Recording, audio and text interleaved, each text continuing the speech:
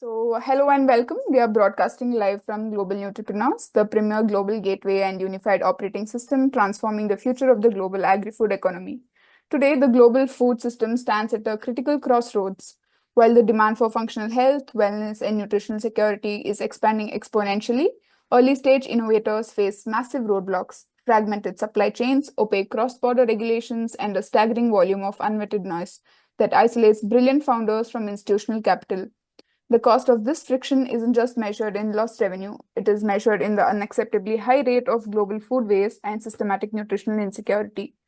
Promoted by the Global Council for Agri-Food Trade and Innovation and the Global Council for the Promotion of International Trade, Global Nutripreneurs was engineered to dismantle these barriers. We are moving decisively past passive business directories.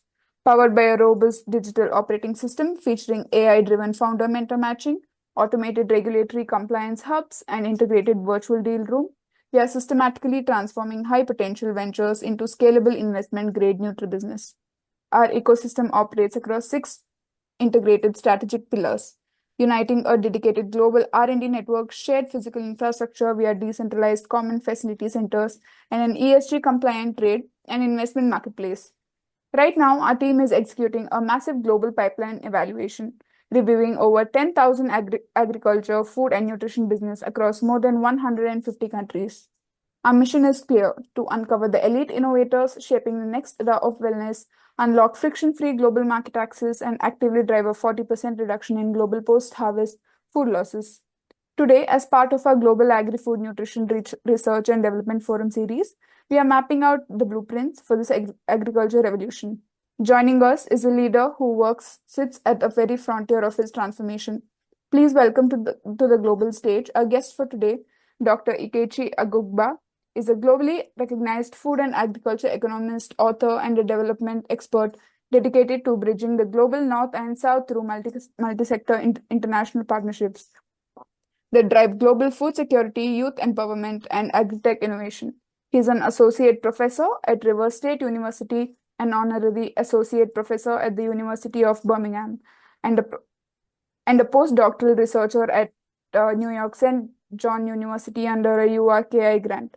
Dr. Agbugba is the pioneer of the US Library of Congress copyrighted Brain Reengineering Initiative and serves as a double United Nations consultant under the International Organization for Migration, leveraging disposer expertise for cross-border knowledge transfer.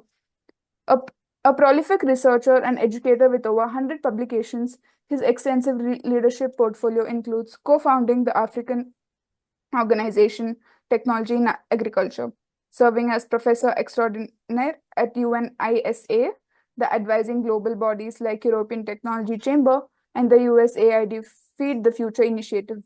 His transformative work in agribusiness, smallholder empowerment, and circular economy strategies has earned him prestigious international accolades, including Global Mentor of Change and Global Emerging Leader Awards by the CGPIT.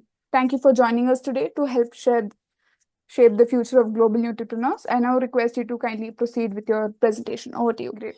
So, through your extensive work as a double United Nations consultant under the International Organization for Migration and the C44D project, you have mastered the art of leveraging disposer expertise to upgrade localized agriculture frameworks. As Global Nutripreneurs builds out its digital operating system across hubs like Bangalore, London, and the USA, how can we structurally tap into global disposer networks to provide early-stage agri-food startups with both the cross-border market intelligence and the institutional capital they need to scale? Yeah, thank you very much for the question.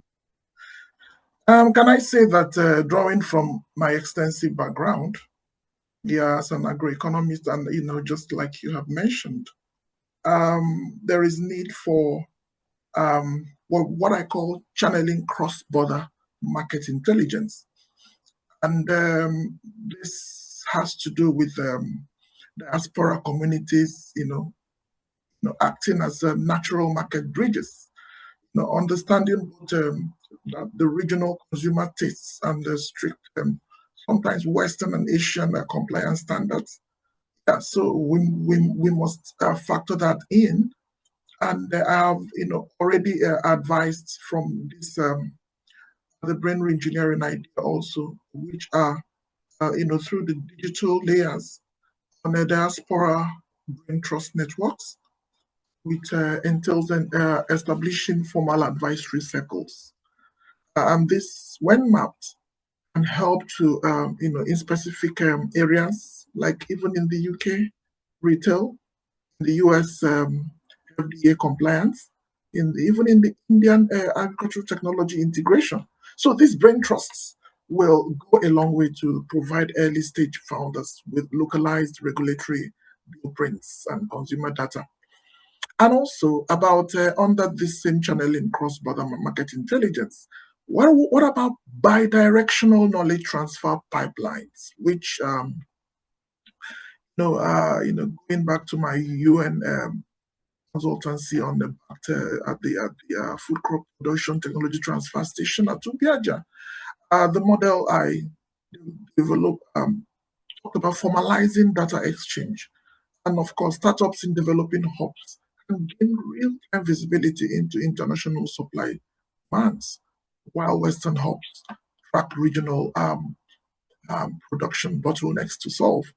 And also, we have the digital mentorship and co-development, which is using the digital operating system to match global tech heavy diaspora members that specialize on AI and IoTs and the blockchain. Of course, AI is artificial intelligence and IoT is Internet of Things with local agri-food entrepreneurs to modernize physical supply chains. And after the channeling cross-border market intelligence, which I've just mentioned, is the mobilization of institutional capital.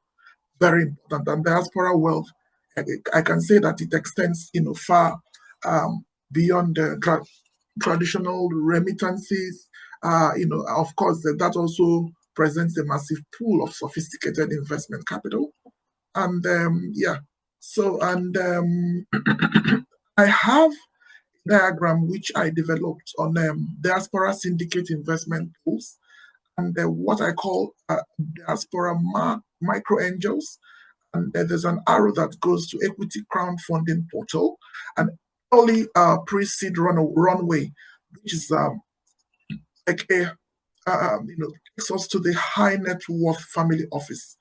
And of course, that also takes us to syndicate investment pools and C to Series A. And of course, that is a global direct foreign investment and the agri-food funds, and then co-investment and match funds. And that takes us to the institutional scale.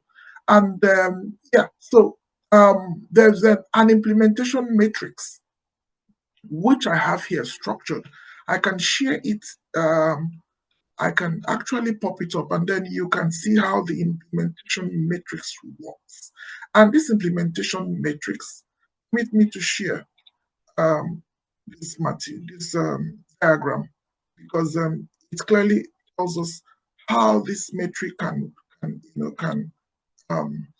can work to a large extent. Yeah. So if you look at this um, material, you begin to see how what I just talked about on how this the implementation matrix. This is a structural pillar, and we have the OS module feature. This is my strategic focus. And then the expected scale metric. So in market intelligence, we see the OS module. It's about the regulatory and trade compliance vault. While the yeah, so my strategic focus is on direct alignment with International Trade Council standards. And then, of course, the expected scale 40% reduction in time to export certification. And then for technology integration, which is agricultural technology and smart farming matchmaking. And I was, encouraging and proposing and also advocating for infusing of AI, blockchain, and precision agriculture into traditional supply lines. Then, of course, for the expected scaling is 30% lift in startup operational efficiency. Finally, for the capital mobilization, we can see diaspora investor syndicate dashboard. This is where I was proposing for a converting fragmented personal remittances into structured, productive venture equity. Yeah, so this is and then of course the expected scale metric talks about 5 million plus of institutional capital unlocked hub. And yeah, so this is just a bit of how I intend to um, you know advice on um, structurally tapping into the global diaspora network, uh, you know, which will definitely provide early stage agri-food startups with both cross-border market intelligence and the institutional capital they need to scale. Thank you. Thank you for sharing that perspective. That's a very valuable insight. Building on that, I'd like to move to my next question. You're the pioneer of the Brain Reengineering Initiative, which targets the mindset of the young generation to drive sustainable development. In many emerging markets, younger populations still view agriculture through the lens of the traditional substance rather than high tech entrepreneurship. What is your blueprint for re-engineering this mindset so that the youth view agri-food as an investment-grade, tech-forward career path? And how can global entrepreneurs embed this philosophy into enterprise, AI, and agri-fellowships? Yeah, thank you very much. Yeah, the Brain Reengineering Initiative, I started by conceptualizing it, and it's a fundamental systemic approach for actualizing the SDGs. And of course, since I started with the agri-food space, which talks about dismantling the obsolete stigma of farming as a poverty trap, and also rebranding it as a lucrative technology-driven and investment-grade career path. This is just how, this is just the end, like a summary in a nutshell. And this also, it can be tailored for the fourth industrial revolution. And of course, this leverages modern tech to replace, breaking manual labor. We know about the crude implements thing, those smallholder farmers are grappling with poverty developmental issues in their farms. And of course, when they begin to uh, replace this manual labor um, type of system with high efficiency, high margin asset management. And yeah, for global nutripreneurs, I can talk about them embedding this blueprint into their enterprise AI, and also agri fellowships, agri food fellowships, which will require a structural shift that will merge hard scientific innovation with aggressive venture-backed entrepreneurship. So redefining agri-food through the brain reengineering initiative, you know, resonates around change of perception, ideation and entrepreneurship, technology integration, sustainability and circular economy, and of course, social equity in public policy, because this also surrounds policy. We are backed up by policy. So regarding technology over toiling, that is, technology has come in to bridge the gap, to help farmers who have been grappling, toiling in the farm, toiling, and also the suffering, with the drudgery type of system. So, but that tells us about replacing the intensive physical labor with automated systems, the robotics and sensors. Farming matches and the allure of Silicon Valley tech tracks. So this is yeah, for the technology overture. Now for investment grade asset classes, highlighting high yield agricultural tech, startups, carbon credit monetization, and supply chain logistics will definitely reposition food security as a recession proof top tier. I call it top tier investment sector. Yes, because there is a lot that is already happening, which we can always leverage on. And then talking about the fourth industrial revolution capability, which tells us about shifting the narrative so that early career academics or early career researchers they will begin to view data streams, genetics, and smart resource allocation as the primary inputs rather than manual tools.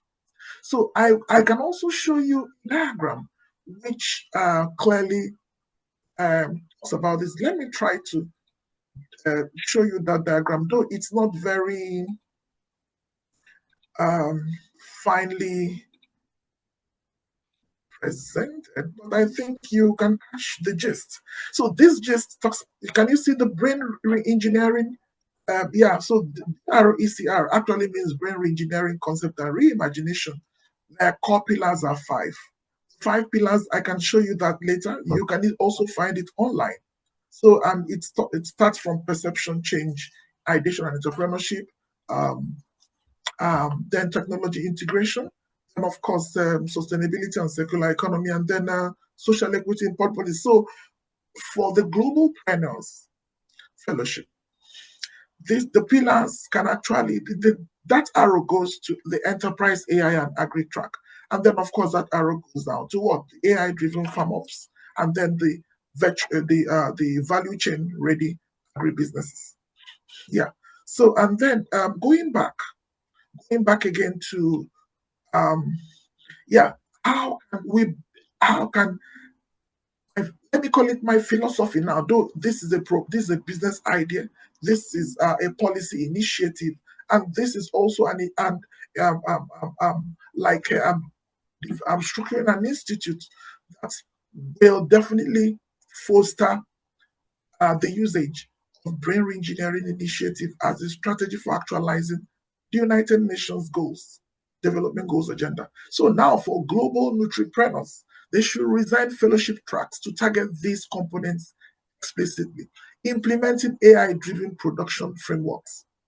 That is predictive yield modeling, autonomous supply logistics. Then also introducing capital raising and agribusiness ideation, which of course I had enforced. I had put a lot of ideas. I had presented. I had suggested ideas, which around the entrepreneurship pillar for fitting every technical solution as a scalable commercial product.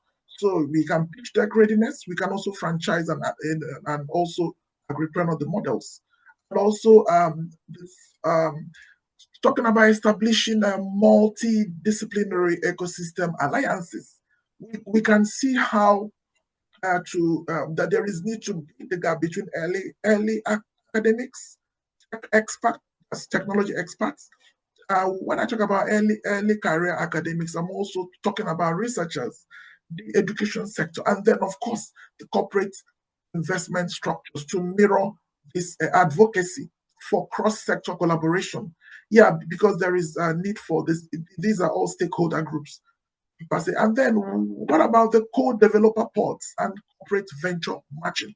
So these are all areas that we can talk about, connecting fellowship teams with multinational agricultural firms and impact fund early in their ideation phases to capture venture capital interest. And then, of course, group enterprise software engineers also can directly with food scientists and to prevent isolated tech development and ensure high product market fit. Thank you. That's a very interesting way to look at it. So, moving on to our next question. Global Nutripreneurs has set an aggressive target to drive a 40% reduction in global post harvest food losses, supported by a shared physical processing infrastructure via decentralized common facility centers. Given your influential role as a consultant with the Nigerian Stored Products Research Institute and co founder of the African Organization of Technology in Agriculture, what specific industry 4.0 storage and processing technologies should we prioritize at these decentralized hubs to maximize smallholder margins and eliminate supply chain waste? Yeah, thank you very much. May I first of all appreciate Professor Yusuf Sani.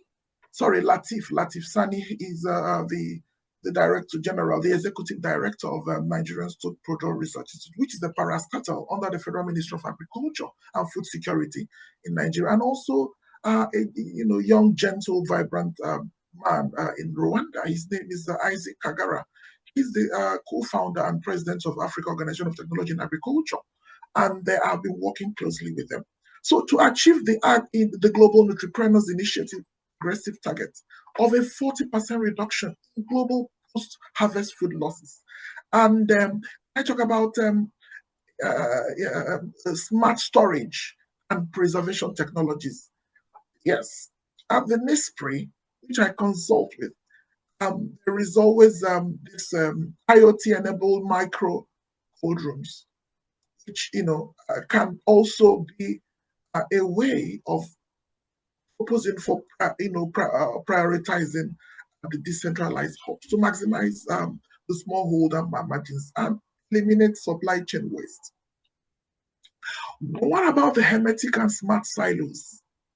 First of all, when we talk about the IoT-enabled micro cold rooms, there is need to deploy modular solar-powered cold storage units at decentralized hubs, and this will definitely equip, will be further equipped with IoT sensors allowing real-time tracking of temperature, relative humidity, and gas emissions, like the FIling to optimize shelf life of perishables. We talk about hermetic and smart silos for grains and dry commodities, which will definitely, integrating NISPRI approved hermetic storage structures. In NISPRI is actually um, um, a program that utilizes indigenous technology systems to drive, because they fabricate these materials. For instance, there is no need to begin to import some of those silos, the smart silos, to import all those storage facilities to preserve them, cold rooms. We actually fabricate this. So NISPRI has been working a lot. So Professor Sani has done a lot in that regard. So this, goes ahead to dictate early biological activity or moisture changes, allowing the common facility centers, like you mentioned, to um, um, to manage them for further preservation, prevention of spoilage, without chemical overtreatment, because chemicals are very challenging, and these days we are always going towards organically um, produced um, chemicals or organically produced substances, which will definitely help that. So, what about intelligent physical processing, which touches on the computer vision and AI sorting, and also energy efficient and IoT monitored dehydration. So that is also part. And then for the supply chain integration um, and transparency, I will propose the blockchain-backed agribusiness aggregation that is implementing a localized ledger system to track smallholder batches from drop-off at the CFC through processing and also final sale. So this will build buyer trust a lot and open up formal business-to-business market linkages and drastically minimize processing delays that lead to waste. And then finally, we can talk about predicting and analytics. Yeah, predictive analytics for demand matching, trying to bridge the gap between the increasing demand of consumers, of users, to what is already on ground. So we can use cloud-based big data tools to aggregate volume data across regional CFCs. This correlates local harvest metrics with urban market demand signals. And of course, this will, to the largest extent, protect smallholders from wastage, that is gluts, because gluts is always a challenge during productive seasons, and then ensure efficient offtake. Thank you. Thank you for highlighting that. So that leads us nicely to the next topic. The next question I have for you is, you have navigated a massive array of prestigious global grant systems, including EU Horizon funding, UKRI, USAID, and the World Bank to strengthen international trade linkages and public private partnerships.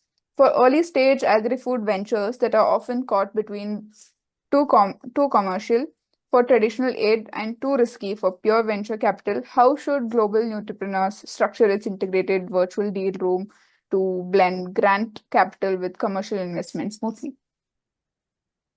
Yeah, thank you. Thank you.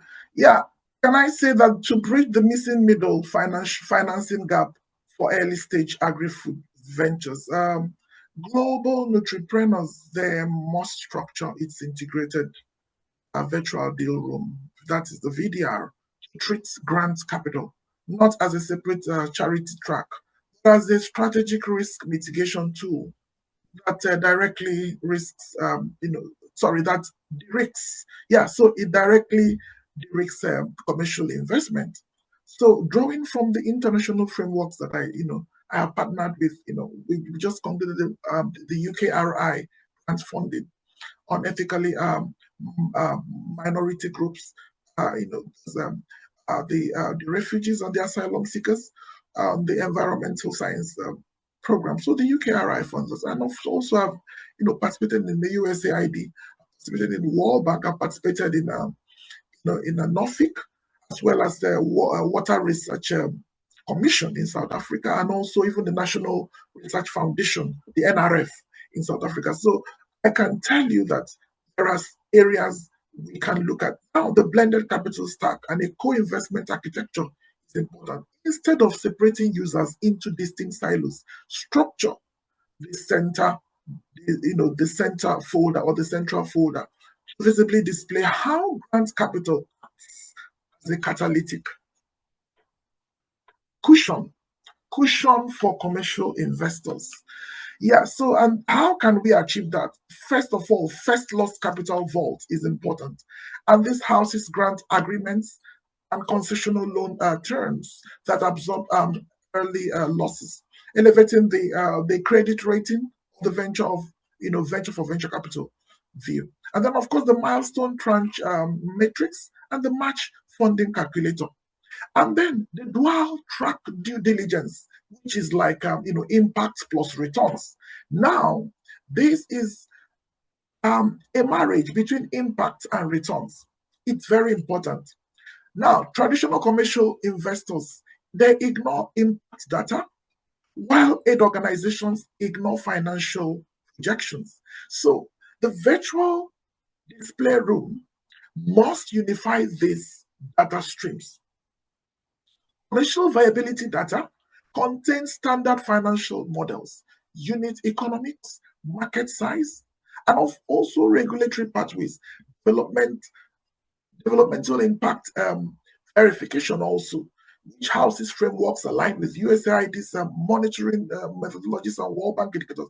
Example in smallholder farmer yield improvement, carbon sequestration, and gender equity metrics. So this can also work. And then for the EU Horizon Europe evaluations, we can talk about the technical readiness assessment, which showcases independent validation studies of the agri-tech solutions. So we've seen this a lot. So the next are the integrated legal and compliance sandbox, the risk mitigation and guarantee instruments, and then of course the multi-tiered investor mission. So these are areas that we can actually I'm proposing to GlobalNutriPreneurs to structure their integrated virtual deal room to blend grant capital with commercial investment smoothly. Thank you.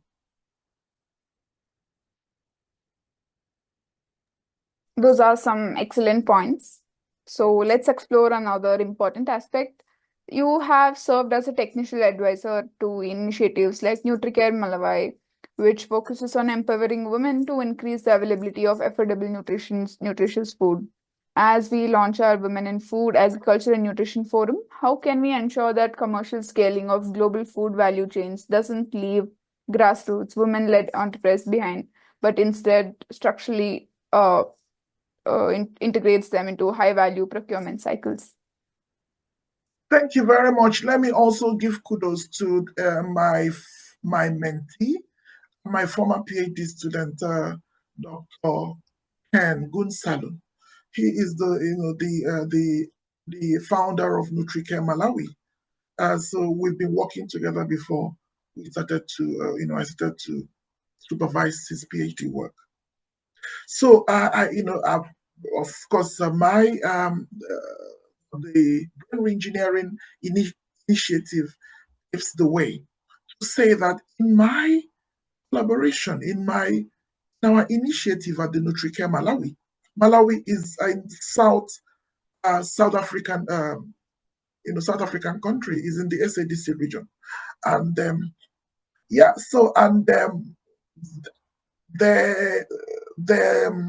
encourage empowering women agripreneurs, which requires a lot of bridging critical resource gaps and also ensuring structured market linkages. So the primary framework I will suggest for integrating this grassroots enterprise into high-value procurement cycles consists of the following pillars: mindset transformation, and that is the brain reengineering initiative, which talks about shifting to agribusiness.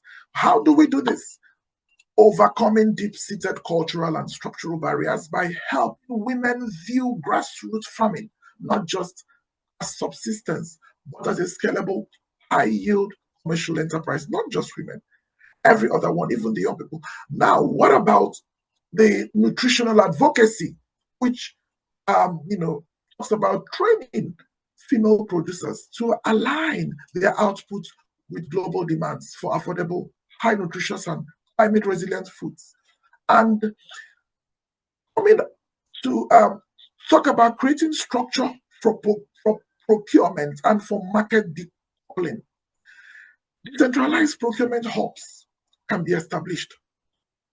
And this can be regional collection points that purchase directly from women-led cooperatives, bypassing predatory middlemen to capture fairer margins. Remember that agriculture in most times, not just in Africa, in those global south communities, even in India, is mostly practiced by women, especially horticulture.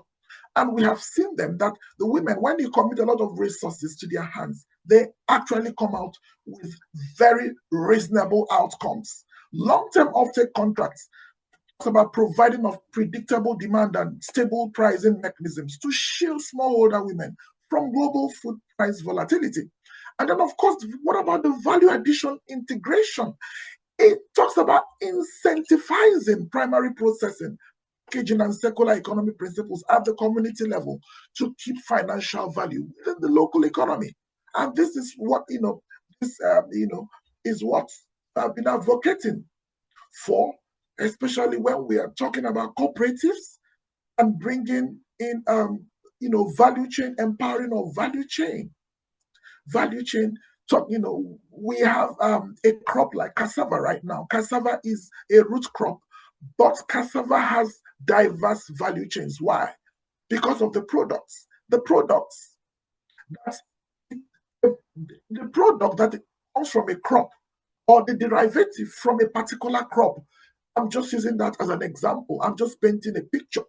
Now, the product suggests the complexity or the diversity of the value chain. Now, talking about technical capacity and smart infrastructure, we can look at targeted agri-tech access.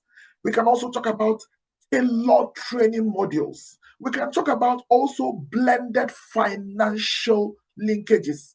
Now, these three are very topical when we talk about technical capacity and smart infrastructure. Now, launching of the Women in Food and Agriculture and Nutrition Forum by the Global Nutripreneurs. Can I say that target agri-tech access touches on equitizing data? Let me use that language, please. By arming women with modern market intelligence, production sensors, and precision farming tools, we can arm them a lot. And I'm happy with what is going on right now. There is increasing awareness, increasing interest, increasing engagement and involvement of women in these spaces. And we have also tailored training modules. We talked about deploying localized structured training programs centered on food safety compliance, quality control, and regional supply chain logistics. And then, of course, for the blended financial linkages blended in such a way that we can connect grassroots networks directly with targeted agricultural grants, microfinance, and collaborative risk sharing facilities. Thank you. I think that gives our audience a lot to reflect on. As we come to the end of the session, is there something that you would like to add? Yes, I just wanted to thank you for having me and also say that the brain reengineering initiative has come to be. It's really, really, systemic and a formidable approach to actualizing the Sustainable Development Goals agenda of the United Nations. Thank you. What an incredible masterclass of a conversation. Thank you for sharing your blueprints with us today. Your profound insights reinforce exactly why global entrepreneurs exist to bridge the critical gap between commercial profitability and sustainable social impact. To everyone tuning in across a global network, whether you're an innovator, an investor, or a policymaker, the path to plugging into this unified agri-food operating system is clear. For agri-food entrepreneurs and founders, stop struggling in isolation. Fast track your venture through our customized scaling pathways, leverage our AI-driven mentor matching, and utilize our automated regulatory compliance hubs to make your business cross-border ready. For accredited investors, eliminate the noise of unvetted pipelines. Access our pre-evaluated investment-grade Nutri businesses directly through our integrated virtual deal room and secure your stake at the next era of health and wellness. For industrial and academic partners, collaborate with us. Let's unlock deep tech innovation through our Global Agri-Food Nutrition Research and Development Forum and actively build a more equitable ecosystem by championing leadership at our Women in Food, Agriculture, and Nutrition Forum. Together, we can maximize our global networks and deploy decentralized common facility centers to actively drive the 40% reduction in global post-harvest food losses. The future of the global agri-food economy is no longer about survival. It is about sustainable nutrition, scientific excellence, and friction-free global trade. Visit globalnutripreneurs.com to secure your application, verify your venture, and claim your place in the future of the food innovation. Thank you for joining us on Global Nutripreneurs. Until next time, keep innovating, keep scaling, and build with impact.